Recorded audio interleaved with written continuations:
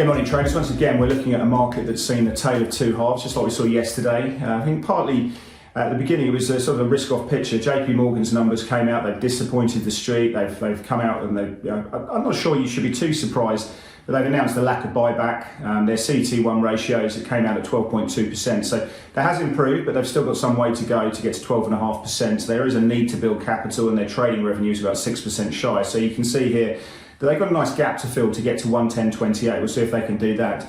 From a broad market perspective, though, we could see risk coming off through that European trading session. We saw S&P futures trading down to about 37.23. At that time, euro dollar was trading 99.52. We saw 5-year treasuries up at 3.15.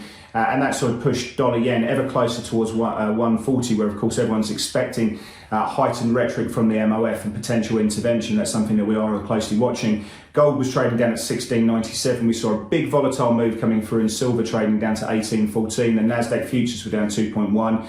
And front month crude was trading at 90.56. Now, what we have seen as we went into that US Open was a reversal coming through in markets. Maybe the market had enough. Maybe they sort of focused on some of these comments that we saw from Fed member Christopher Waller. He suggested don't put so much emphasis on just on the CPI. They need to look at it on a broad basis and look at things like US retail sales, which coincidentally come out at 10:30 tonight, where the market's expecting, as you can see here, a bit of a snapback. We also get University of Michigan numbers, but he suggested not to overdo it. He's calling for 75 basis points, as was Jamie Bullard. As you can see here, the July implied rate hikes have come down a little bit to about 83 basis points. Now, that coincided with a move up in risk.